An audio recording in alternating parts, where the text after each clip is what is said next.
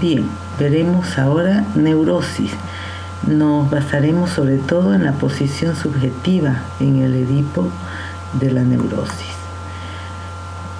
Sabemos nosotros que están en el Edipo la función madre, la función padre y el hijo. Hemos visto que la función madre, siendo su función de ser sujeto deseante para que se movilice el hijo, habilita la metáfora paterna. Y la función del padre es representante de la ley, ¿no? Y sustituye a la madre, por eso es una metáfora, ¿no? Hemos visto también el estado de goce, satisfacción ilimitada entre madre e hijo en este primer momento. También la posición del sujeto, ser el falo de la madre, en el registro simbólico es el deseo de la madre, se constituye en el deseo de la madre, y que la identificación del yo, que tiene que ver con el estadio del espejo, es una identificación de un yo ideal. Él es el ideal. Acuérdense que se relaciona también con esto de ser el falo, ser el centro. Esto está en un registro imaginario de completud donde no falta nada, un estado de goce total con el otro absoluto o el otro materno. Veíamos que en el tercer momento hay un cambio en la medida que la posición del sujeto pasa de ser el falo en el registro simbólico, ser el deseo de la madre, ¿no?, a tener el falo en el tercer momento. Esto dentro del registro simbólico, entonces se introduce el que tiene deseos. Ya no es el deseo, sino que el hijo tiene deseos. En cuanto a la identificación del yo, ¿no?, como cae a través del segundo momento, cae esto de la completud con la madre, se enfrenta con la falta, el hijo se ubica en el lugar de no completud, la falta de completud. Entonces se ubica con que hay falta. Es muy importante en el Edipo, sabemos, la relación entre la madre y el padre. Una madre que habilita al padre para que éste pueda introducirse de manera metafórica, ¿no?, en esta función de regular la ley del deseo materno. Esta ley del deseo materno, que es una ley del todo goce, ¿no?, de completud con el hijo, anula entonces la acción fuera de ley del deseo materno, haciendo una interdicción del goce, una prohibición del goce con la madre. En la neurosis, el hijo acepta esta interdicción del goce, acepta la prohibición del padre para ponerle límite al goce con la madre. Y este goce, que es un goce en exceso, un goce ilimitado, entonces adquiere un borde, da lugar a que se le ponga un límite, y lo que hace el hijo es una represión de este goce, de esto pulsional en estas primeras vivencias. Esto es lo que se denomina como neurosis. Como hemos visto, la neurosis se caracteriza por la represión, y tiene dos modalidades, la modalidad histérica y la modalidad obsesiva.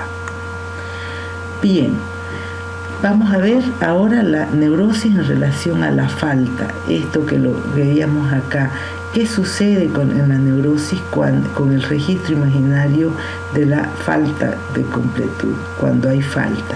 Acuérdense que estábamos hablando antes, en el segundo momento se enfrenta con la falta al separarse de la madre, en el proceso de separación. Lo que pasa con la neurosis respecto a la falta es lo que vamos a ver a continuación. Hay entonces una aceptación a la castración, la falta, se enfrenta con la falta aceptando la interdicción de su goce, elige no saber nada del goce del otro, lo que implica la represión. Pero acá el conflicto, acepta pero no acepta esta falta. Entonces está en el conflicto entre dar lugar al goce o reprimir este goce, seguir en este estado de satisfacción ilimitada o reprimirla. Ese es el conflicto en la neurosis. Hay un rechazo, un defenderse frente a la pulsión. Al mismo tiempo hay un apegamiento a esa satisfacción gozosa, lo pulsional. El neurótico es aquel que no opta ni por la renuncia ni por lo contrario. En definitiva, entonces, elige no elegir. La elección de la no elección sería: es un sujeto que ha rechazado elegir entre goce y represión. Veamos ahora la relación entre neurosis y represión, que es un repaso.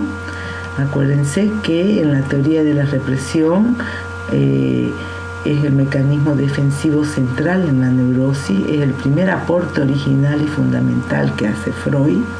Esta defensa aparta de la conciencia las representaciones inconciliables con el yo, que son displacenteras o penosas y que en última instancia corresponden a las tendencias censurables del Edipo. La represión es el mecanismo fundamental de la estructura neurótica, tanto en la obsesión como en la histeria. Por medio de la represión se extrae de la conciencia todo aquello que resulta amenazante y es relegado a la instancia de lo inconsciente.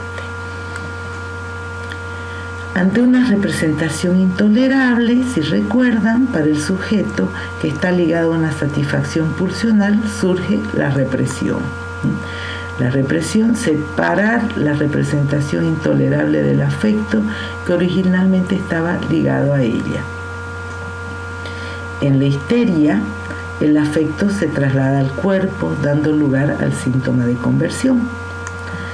En la neurosis obsesiva, el afecto permanece en lo psíquico y por un falso enlace se desplaza a otras representaciones que de este modo se transforman en representaciones obsesivas. La ventaja obtenida por la vía del desplazamiento a otras representaciones mucho menor que la que se logra por la vía de la conversión. Por lo tanto, la ventaja para el neurótico obsesivo es menor que para la conversión. ¿Esto por qué?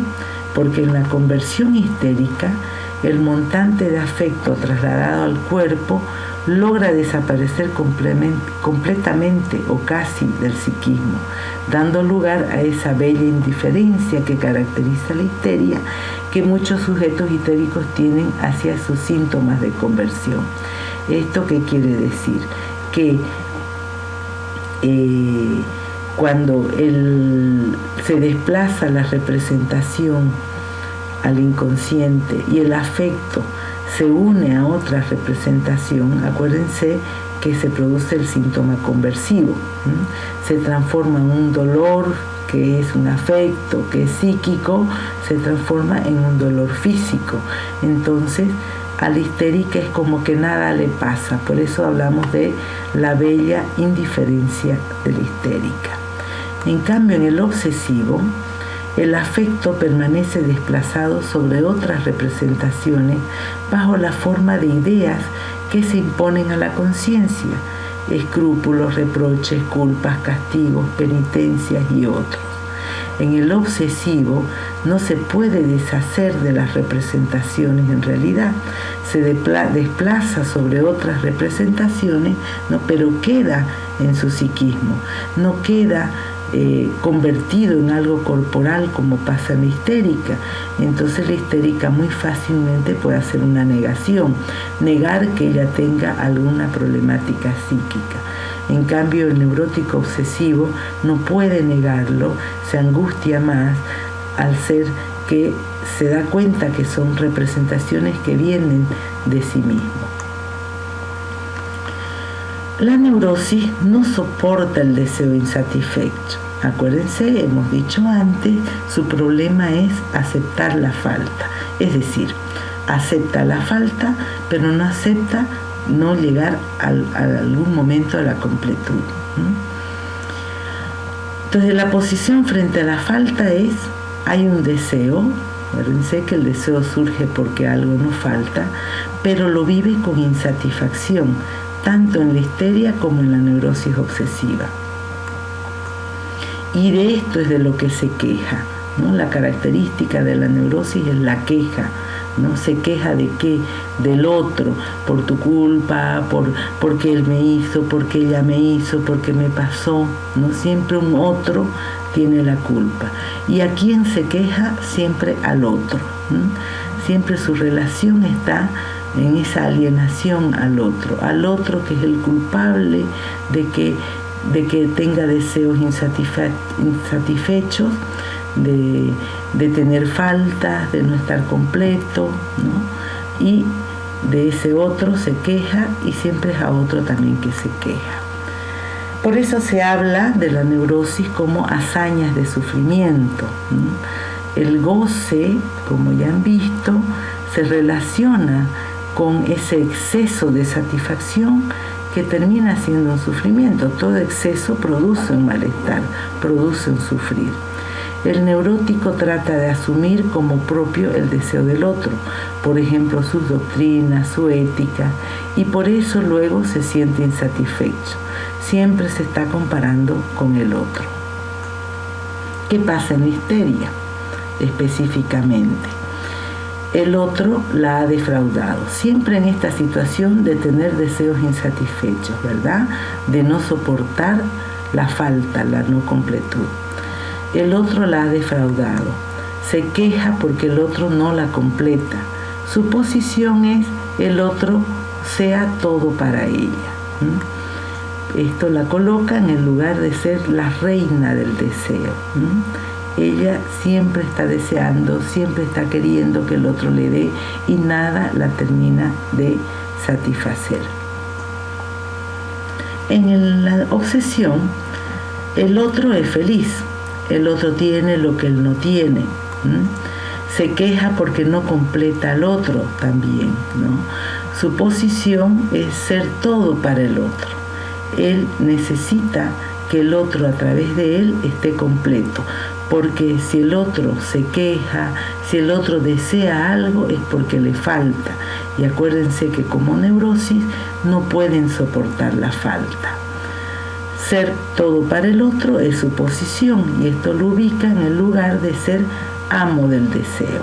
Él puede satisfacer cualquier deseo. Fíjense qué interesante esto, y acá vienen los conflictos que pueden haber en ciertas uniones, en parejas, donde desde una posición histérica, supongamos la mujer, se queja de lo que el otro no le da y le reclama al otro obsesivo, ¿no? Respecto a esto que no le da. Y no puede soportar que se queje, no puede soportar que al otro le falte. Entonces sí o sí tiene que completarla. Por eso es que se dice, la mujer se transforma en un síntoma para el hombre, ¿no? Porque él tiene que lograr toda la satisfacción. Conflictos que se pueden ver, por ejemplo, en este tipo de uniones, es que, por ejemplo, si desde este lugar se manifiesta o se demanda un deseo, este otro no puede aceptar que desee eso, ¿no? Supongamos, quiero hacer otra cosa que estar en la casa, pero ¿y si tenés todo, para qué querés? ¿No? O sea, eso lo inquieta en este lugar. Por el otro lado puede ser también de acá la queja constante de que no me das, que te salís, que no estás conmigo, que antes me regalaba flores, ahora no me das nada. El otro le trae las flores y sucede que, bueno, me las trajiste porque yo te las pedí. Nunca es satisfecha. Siempre se va a mostrar como deseante, pero como un deseo no vivido con satisfacción, sino en un estado de insatisfacción. En ambos, entonces, la dificultad es aceptar la falta. Veamos entonces la neurosis, la queja y el síntoma en la clínica. El analista en la clínica es el sujeto supuesto saber. De esa manera llega la neurosis a la clínica, ubicando al analista en el que puede saber todo lo que necesita saber para ser feliz. Encontrar la felicidad que otros tienen de una u otra manera. Esta es la demanda que se hace en un análisis desde la neurosis. La queja es lo que demanda. Por eso hablábamos de las hazañas de sufrimiento, ¿no? Porque cuenta todo lo que sufre, lo que está mal, por qué está mal. Acuérdense que siempre esa queja es en relación a lo que otros le hacen, ¿no? Y busca en el analista un saber sobre eso, que se lo diga. Y sabemos, bueno, que en la clínica este analista no tiene que creerse que la sabe, tiene que ubicarse más bien en el lugar de mover este lugar que le ha dado el analizante, para que se dé cuenta que el saber en realidad está en otro lado. El saber está en su propio inconsciente. En la histeria, entonces, decíamos, el otro lado defraudado, su fantasma es ser la reina del deseo, mientras que en la neurosis obsesiva el otro es feliz, su fantasma ser el amo del deseo. La queja vehiculiza el fantasma, que es la forma como el sujeto aborda el mundo.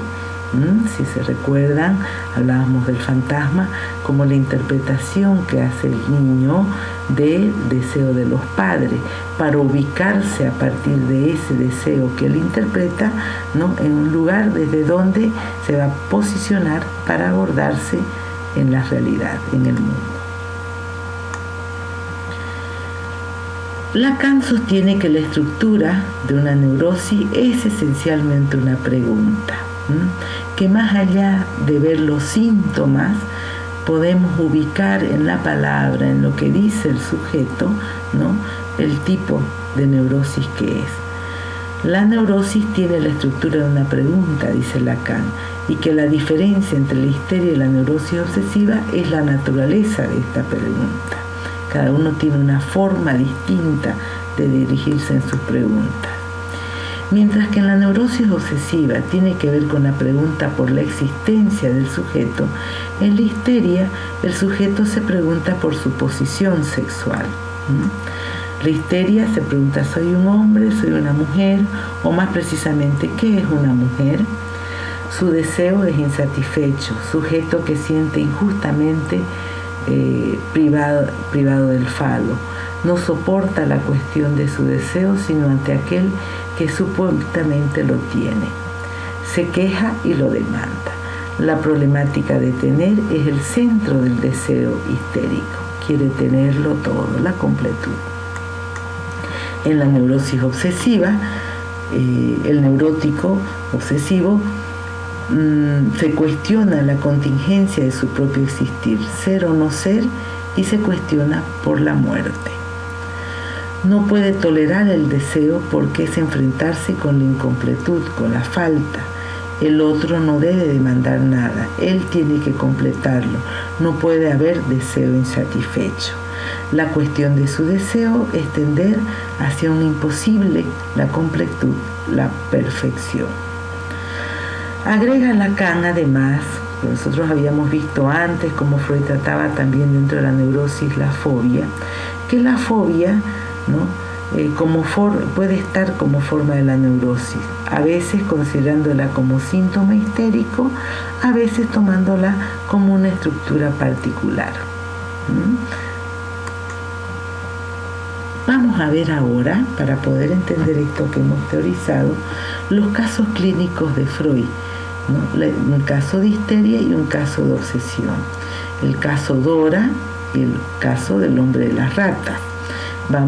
Yo les voy a ir explicando un poco de qué tratan estos casos, pero aún así ustedes pueden leer los casos en las obras completas de Freud. En el tomo 7, en la página 1, se encuentra el caso Dora, que se llama Fragmento de análisis de un caso de histeria. Y en el tomo 10 de las obras completas de Freud, en la página 119, tienen, a propósito de un caso de neurosis obsesiva, el hombre de la rata. Veamos entonces, primero, el caso Dora. Veámoslo a través del Edipo. Dora tenía una madre que era indiferente a los lazos incluso con el padre, con la hija. Vamos a ver ahora por qué esa indiferencia. Está también entonces la señora K, que viene a ubicarse en la función madre para Dora en esta problemática que vamos a relatar. Y en la función padre se ubican tanto el padre biológico en algunos momentos, así como el señor K. El señor K es el esposo de la señora K, que es una familia amiga de los padres de Dora, y esta señora K está muy cercana al padre de Dora. El padre de Dora era un hombre muy enfermo y esta señora lo cuidaba, incluso más que esta madre de Dora. Lo cuidaba y Dora se da cuenta que hay algo más que un cuidado de la señora K hacia el padre, ¿no? Y que ellos mantienen una relación. Por eso es que Dora se acerca a la señora K, ¿no? Porque en esta pregunta de qué es ser mujer, porque se da cuenta que el padre, ¿no?, la busca a ella como mujer, no a la madre. Esto hace que Dora se acerque a la señora K. Incluso Dora le cuidaba a los niños de la señora K. Cuando ella salía, hablaba mucho, tenían muchos momentos de charlas entre ellas. Dora le había confesado de que ella tenía libros sobre sexualidad, le hacía preguntas a la señora K, era con quien mantenía sus secretos y hablaba sobre este tema de lo femenino. Entonces, ¿por qué se acerca a la señora K? Porque lo que hace en la histeria es buscar a la mujer que es deseada por un hombre, en este caso el padre, y lógicamente también el señor K. Vamos a ver un poco la relación de Dora con su padre y también con el señor K. ¿Qué vemos entonces en este caso? Dora es una joven de 18 años, presenta síntomas somáticos, tos nerviosa, igual que el padre. Acá hay una identificación al síntoma del padre, característico de la histeria, afonía, y tiene un intento de suicidio. Es importante en este intento de suicidio que deja una carta. Quiere decir que la búsqueda de quitarse la vida estaba relacionado o dirigido a un otro. Si deja una carta es porque algo dice en esa carta, ¿no?, que da cuenta de que está dirigido hacia otro. Historia de síntomas.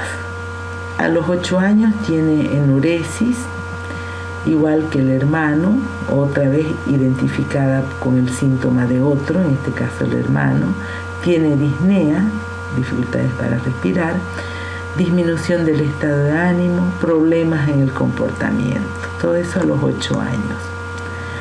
El intento de suicidio está asociado con la escena del lago, con el señor K. Esta escena del lago es cuando el señor K, esto es lo que narra Dora, el señor K le hace insinuaciones a Dora diciéndole que él la prefería a ella que a su esposa, es decir, a la señora K. Esto la ofende mucho a Dora y esto cuenta a Dora lo que había hecho el señor K, ¿no? Esta propuesta amorosa, ¿no? La señora K, podríamos decir hasta como venganza por lo que cuenta Dora, por lo que dice de su esposo, dice: esta niña está mal porque ella misma ha estado hablando mucho sobre sexualidad, leyendo cosas sobre sexualidad. Es decir, que Dora es revelada, es sacada del secreto de esa relación de complicidad que tenía con la señora K.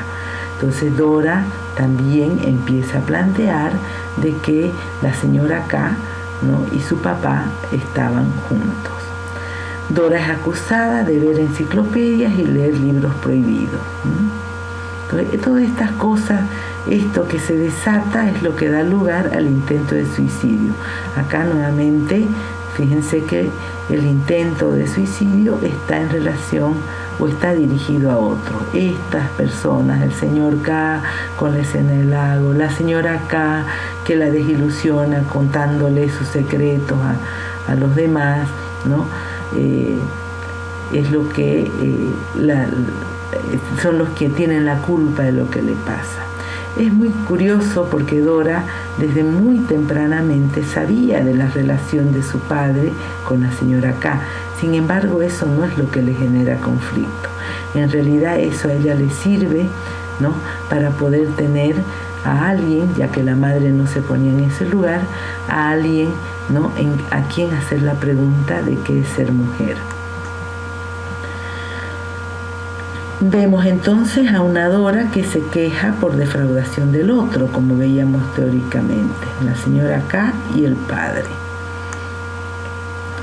La madre ausente. Dice Freud, esta señora tenía la psicosis de ama de casa. Psicosis de ama de casa se denomina a estas mujeres que están dedicadas a la limpieza de la casa, a la organización del hogar, y toda su libido, toda su energía está puesta en eso, ¿no?, sin mayor deseo, sin mayor acercamiento, por ejemplo, al padre de Dora o a los hijos. Hay una obsesión por la limpieza y una indiferencia a las cosas que pasan. Ausencia de deseo se ve en esta mujer y por lo tanto muy acomodada ella a lo que podría estar logrando el padre de Dora con la señora K. Bien, en análisis, ¿qué pasa cuando Freud analiza a Dora? Se van viendo los significados de los síntomas. La tos nerviosa remite a la escena primaria, se denomina escena primaria a todo registro que tiene el niño de lo que pasa en la relación con los padres, lo que se llama el comercio sexual de los padres. Hay una identificación con el padre de Dora, por eso se identifica a través del síntoma, ¿no?, que es algo muy característico de la neurosis histérica, ¿no?, identificarse en el síntoma del otro. Acá Dora se identifica con el síntoma del padre, tiene tos nerviosa. Las náuseas, tiene asco como formación reactiva frente a la escena del beso del señor K. Hay otra escena, además del lago, donde el señor K, dice ella que con engaños le dijo que podían ir por su oficina para poder ver un desfile desde el balcón. Entonces ella pensaba que iban a ir todos, que también iba a estar la señora K, pero sucede que estaba solo el señor K. Y en el pasillo el señor K les roba un beso. Entonces, ante esto surge el asco. El asco también es uno de los síntomas de los cuales Freud habla mucho en relación a la histeria, es muy característico de la histérica. Busca inscribirse en el deseo del otro, en el padre, en el señor K. Lo que está buscando ella como sujeto es poder ser deseada por el padre, poder ser deseada por el señor K y también en el de la señora K. Hay una tolerancia silenciosa de la relación entre el padre y la señora K. Ella sabía y no decía nada. Búsqueda de saber sobre cómo goza una mujer. O sea, pesa más para Dora, ¿no?, poder ubicarse ella qué es una mujer, que no lo tiene claro, ¿no? Entonces por eso esta relación le viene bien, porque hay un padre que desea a una mujer, que no es su madre, pero desea a una mujer. Repite la relación que la institutriz tuvo con ella y su padre, con el señor K y la señora K.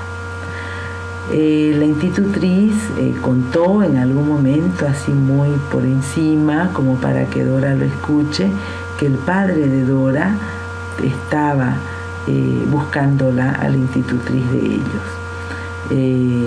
Parece que esta mujer estaba enamorada del padre de Dora. Se ubica en el lugar del objeto de deseo del otro. Ella quiere ser objeto del deseo del otro. Se ubica en medio de la tríada edípica, para obtener un saber sobre el goce del hombre y la mujer. Eso es lo que busca en esta situación. La señora K se constituye entonces en la mujer, en lo que busca la histérica. Busca qué es ser mujer, busca querer ver qué es lo femenino. Poseedora de un saber sobre la feminidad no otorgado por la madre. Sabíamos ya, hemos visto que la madre es indiferente a todos estos lazos. Entonces, con este caso, más o menos resumido, podemos rescatar que la histeria es queja, no es un juicio constante por defraudación del otro, lo venimos diciendo. Acepta la castración, pero no la soporta. Acá el conflicto, ¿no? Elige no elegir, decíamos. Demanda de un saber sobre la sexualidad, eso es típico en la histérica, la feminidad y goce de la mujer. Constituye otro para reinar sobre él. Ahí está el padre, la señora K. Se ubica en una posición masculina frente a la madre, identificación con el padre, es lo que hace Dora. Busca completar al otro, proponerse como objeto de deseo. Sin embargo, frente al deseo del otro, huye.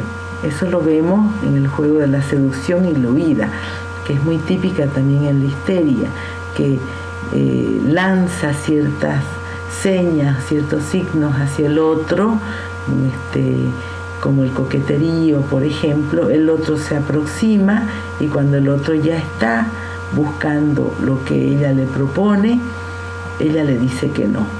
Y algo así es lo que Freud puede intuir que sucede en la escena del lago, porque este hombre no se va a lanzar así nomás a una jovencita de 18 años a decirle que él la prefería a ella y no a su mujer. Algunos indicios tienen que haber habido, ¿no?, de seducción en Dora, del cual después ella huye.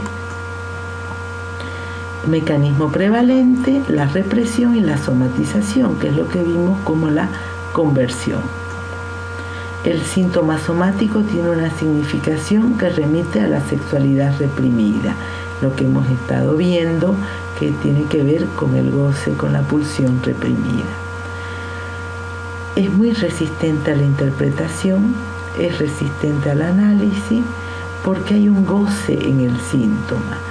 El asco, las náuseas, los dolores, todo eso implica un goce en el sufrimiento, porque es un goce excesivo, una satisfacción excesiva, pero es un goce, hay un goce en el síntoma. Veamos ahora el hombre de las ratas, que es el caso de neurosis obsesiva. Nuevamente lo vemos en el Edipo. En este caso, lo que vamos a ver es que se remite más que todo a la conflictiva en la relación con el padre. Hay pensamientos y actos que se le imponen tanto hacia el padre y hacia lo que denomina él, el hombre de las ratas, como la dama de sus pensamientos. Estos son los dos personajes de los que más habla ante Freud, el hombre de las ratas, su relación con su padre y con la dama de sus pensamientos. El hombre de las ratas se llama Paul. Hay una relación ambivalente de amor y odio hacia ambos. Más fuertemente aparece hacia el padre, un hombre al que quiere mucho, ¿no?, venera mucho, pero también le vienen pensamientos de rabia, de agresión hacia el padre que él no puede posponer. En el hombre de las ratas, vamos a ver un poco su historial. Es un joven de 22 años, cuyo síntoma es, ¿no?, y por lo que viene, una preocupación por saldar una deuda al teniente A. Cuando él estaba en el servicio militar, quería pagarle a un teniente A sabiendo él que no tenía que pagarle a este teniente. Es algo engorroso que vamos a poder conversarlo ahora. Entonces él se siente incómodo, como decíamos hace rato, ¿no?, en la histeria, y esto de la bella indiferencia, para compararlo un poco, ¿no?, porque el afecto se desplaza hacia el cuerpo y se produce una conversión, es un problema físico el que tiene, ¿no? La tos nerviosa, el asco, ¿no? En cambio, en el neurótico obsesivo son pensamientos que se le imponen. Y por esto es que consulta Paul, este joven de 22 años, porque tiene pensamientos recurrentes de muerte del padre y también de la dama de sus pensamientos. Estos pensamientos que se le imponen y que él mismo rechaza. Y además le preocupa que cada vez está queriendo saldar una deuda a quien no corresponde. Él se da cuenta que son cosas que no debería ni sentir, ¿no?, deseo de muerte hacia el padre y a la mujer que ama, ni querer hacer estos actos que se le imponen. Hay angustia, por lo tanto, y está asociada esta angustia a un relato sobre el tormento de las ratas. De ahí viene el nombre del hombre de las ratas, ¿no?, por un teniente, que él dice es el teniente cruel, que cuenta que estaban reunidos y cuenta una forma de tortura que se hacía al enemigo durante la guerra, que era bajarle los pantalones y ponerlo en un balde que estaba lleno de ratas. Entonces las ratas lo iban carcomiendo a quien se sentaba ahí. Cuando cuenta este relato del tormento de las ratas, Paul, lo primero que se le impone como pensamiento es: ojalá le pase esto a mi padre. Y eso es lo que le pasa al obsesivo. Le vienen pensamientos que se le imponen, que no los quiere pensar y son incontrolables. Eso lo angustia. Elabora, en relación a esto de las deudas a saldar al teniente A, hace todo un enredo entre el teniente A y el teniente B, y además a la señorita de la oficina postal. Él de entrada sabía que a quien le tenía que pagar era la señorita de la oficina postal, es decir, la señorita del correo. ¿Qué pasó? Que él había ido a un lugar y perdió sus lentes.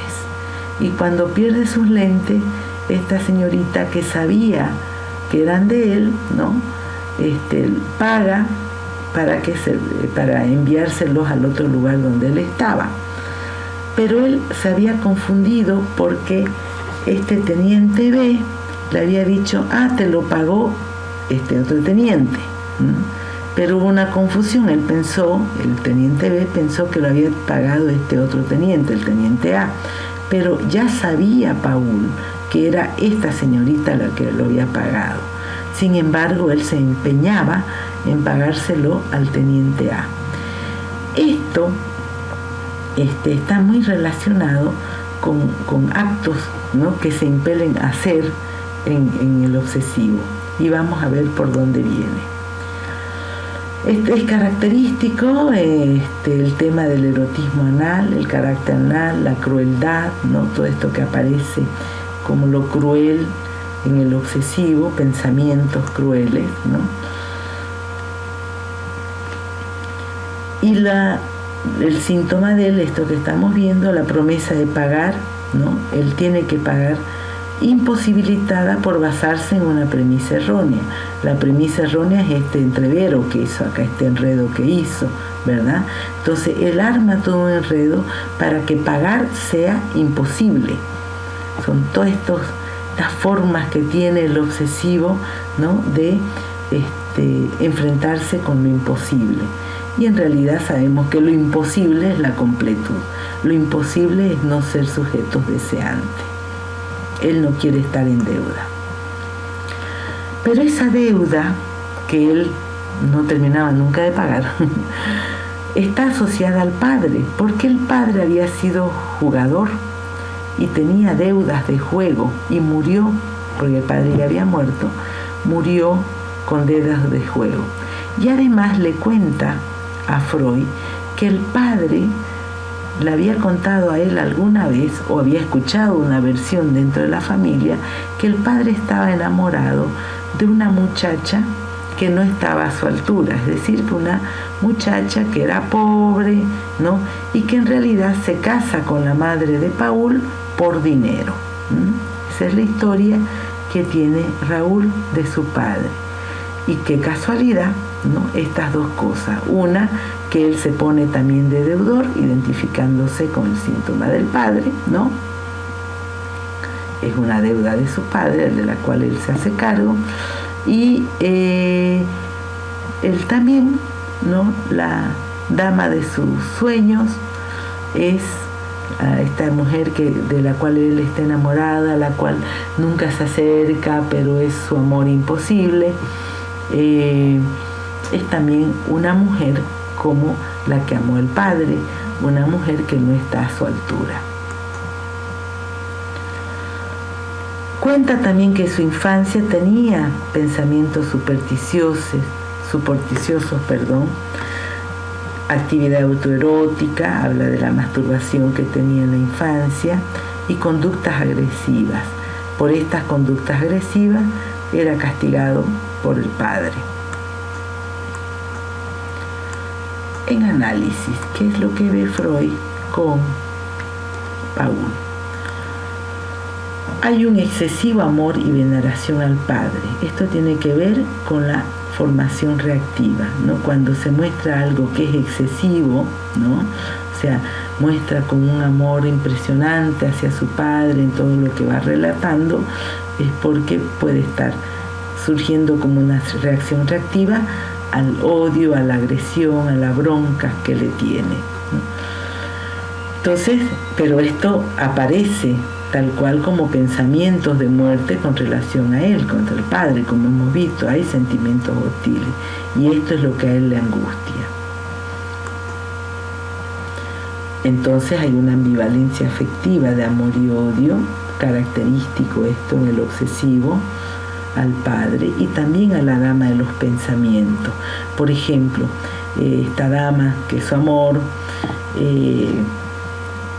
hay un hecho que es muy, muy cómico además, donde él está pasando por un camino, caminando por ahí, y él se imagina que ella también pasa por esos lugares y ve una piedra en el camino y dice, cuando ella pase se puede tropezar con esta piedra, la voy a poner a un lado del camino. Pone la piedra a un lado del camino y cuando la pone dice, no, pero ¿qué estoy haciendo? ¿No? No le va a pasar nada, no sé qué, y la vuelve a poner la piedra en su lugar. Entonces acá estamos viendo un poco esto de querer y no querer, ¿no? Que le pase algo a la dama de sus pensamientos. Ya les decía hace rato que la dama de sus pensamientos es de nivel socioeconómico bajo y además él ha escuchado que ella no puede tener hijos. Todo lo imposible se va construyendo en las relaciones del obsesivo. Imposibilita su deseo de casarse con ella por la posible muerte del padre. Dice, no me voy a poder casar con ella porque si yo me caso con ella, mi padre puede morir. Pero lo curioso de todo esto es que son pensamientos que se le imponen, siendo incluso que el padre estaba muerto. Por eso es que él se angustia. ¿Por qué pienso estas cosas? Matrimonio arreglado a concretarse después de que acabara sus estudios. Entonces él dice, bueno, cuando yo acabe mis estudios, ¿no? Me voy a casar. Pero es un matrimonio que se va a casar arreglado con otra persona.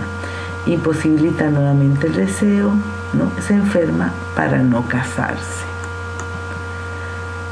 Demanda de castigo al otro, padre, el capitán cruel, a Freud, ¿no? Todo el tiempo lo que está viendo Freud es que busca él ser castigado por estos malos pensamientos, por los actos que él hace de crueldad a los cuales él no puede resistir. Culpa por los sentimientos hostiles que tiene. en transferencia, ¿no? Hay una asociación de Freud con el capitán cruel y busca la demanda de castigo. Bien, entonces veamos con esto las características de la neurosis obsesiva. Si en la histeria hay un exceso de padre, ¿no? Veíamos el acercamiento excesivo de Dora hacia el padre, en la obsesión hay una falla de padre, ¿no? Se construye un padre tiránico. Acuérdense que esto se construye, es decir, estamos hablando del fantasma, la interpretación que hace el obsesivo del deseo del otro, ¿no? Del padre, es que es un padre tiránico, imaginario, y que se relaciona con un super-yo rígido, es decir, la introyecta la normativa de un padre imaginario tiránico. También está el padre como objeto de amor, por el amor excesivo que le tenía y de identificación con él, ¿no? O sea, todas estas cosas están juntas en la neurosis. Ambivalencia afectiva al padre, amor, odio, culpa, todo el tiempo.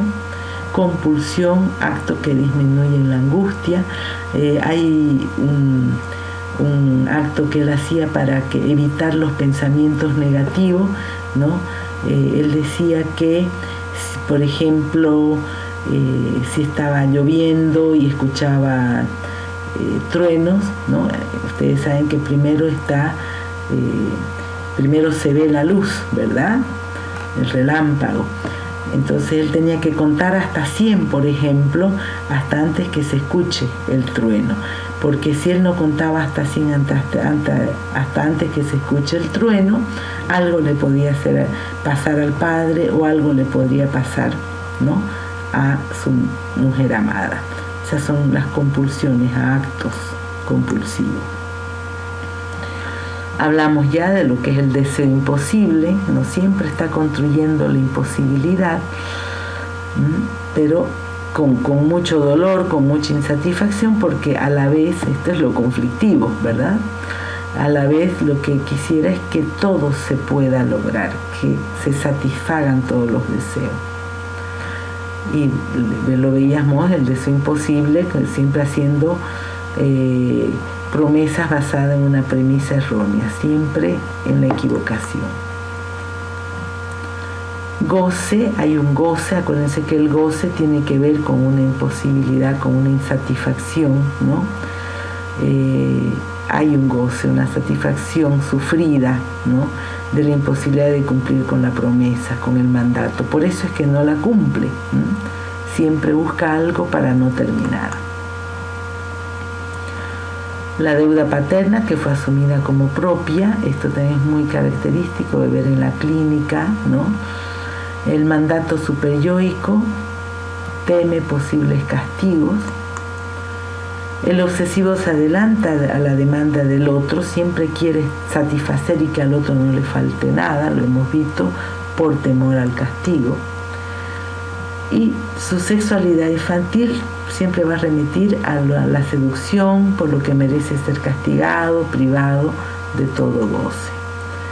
Lacan plantea que el obsesivo es un muerto en vivo, ¿no? El tema de la muerte es otro tema en el obsesivo también. Duda, no desea, no elige y goza, siempre está rumiando en lo mismo y nunca termina, siempre está en la imposibilidad y es de lo que más se queja. Muy bien, acá tenemos algunos chistes, uno de histeria que dice: ¿cómo fue que de repente tu marido te volvió a parecer sexy, interesante y buen mozo? Me enteré de que tiene un amante. Aparece la tercera, aparece la mujer y ahí le interesa nuevamente el marido. El otro, así que quiere curarse de su perfeccionismo, le pregunta al obsesivo, el psicólogo. No, quiero mejorarlo, él quiere mejorar su perfeccionismo. Dos chistecitos para ustedes y con esto hemos terminado. De esta manera, con la tortuguita, vi tantas liebres correr sin sentido que aprendí a ser tortuga y apreciar el recorrido. Vamos avanzando, lento pero vamos avanzando. Gracias.